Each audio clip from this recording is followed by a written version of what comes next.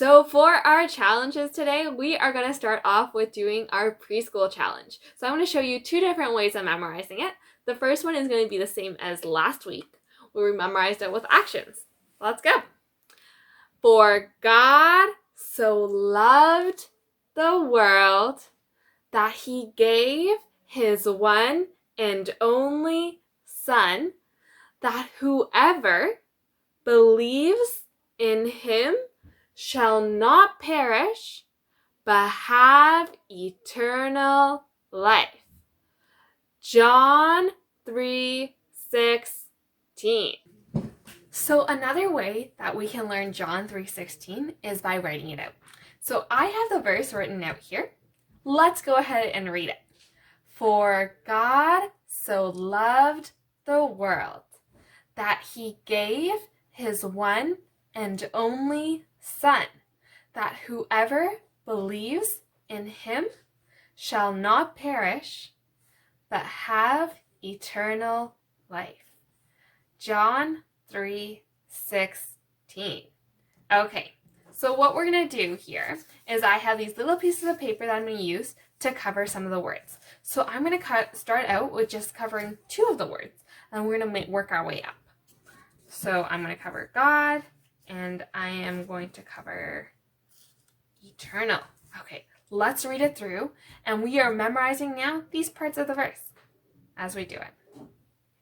For God so loved the world that he gave his one and only Son, that whoever believes in him shall not perish, but have eternal life. John 3:16.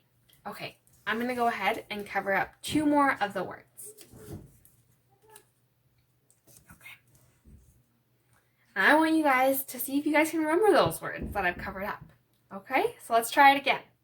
For God so loved the world that he gave his one and only Son, that whoever believes in him shall not perish, but have eternal life.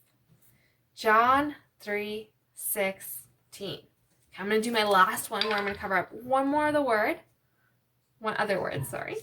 Okay, let's try it one last time, and let's go.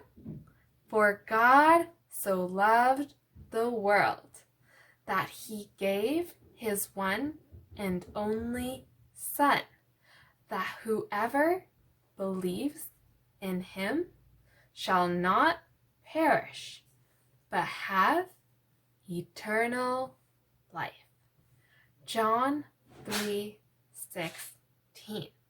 So what you guys can do is you guys can start off with more that are covered or less that are covered, whatever you are comfortable with. But what you guys would continue doing is just keep on covering more of the verse until you know it by heart. Okay, so that's our preschool challenge done. So for our grade school challenge, we are learning the books of the Bible.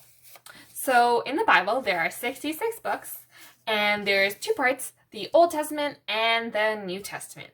So last week, we were learning the books of the law, and we did this thing where we cut little pieces of paper, or well, I cut pieces of paper, and I wrote the books of the Bible on the pieces.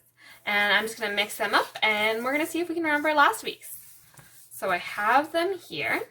So the first book is Genesis, and then we have Exodus, then we have Leviticus, then Numbers, and Deuteronomy. Now this week we're going to be adding some of the books of history from the Old Testament. So I have them right here, and we're just going to go ahead and add them. So after Deuteronomy comes Joshua, and after Joshua, Judges, then Ruth, and then 1st and 2nd Samuel, 1st and 2nd Kings. So let's just read those books of the Bible, and let's see if we can memorize those. Genesis, Exodus, Leviticus, Numbers, Deuteronomy, Joshua, Judges, Ruth, 1st and 2nd Samuel, 1st and 2nd Kings. So what you guys can do, if you are at home. So you guys can mix up these cards and you guys can go ahead and put them back in order. And that's one way that we can memorize them. Valerie did a cool thing where she actually put them, her books of the Bible on sticks. So that's another idea that you guys can do. So now that we're done with our Old Testament, let's not forget about our New Testament. So last week we were learning the Gospels. So these are the from the New Testament. And we learned about Matthew, Mark, Luke, and John. And now we're going to be putting in the books of history from the New Testament. So there's only one, and this is Acts. So let's read those together and let's see if we can memorize those. Matthew, Mark, Luke, John, and Acts. So we have memorized part of the Old Testament now and part of the New Testament. So similar to where we mixed up the names for the Old Testament, we can do that for the New Testament too, and we can put them back in order. So Acts is at the end, Matthew's in the beginning, Mark, Luke, John, and then Acts.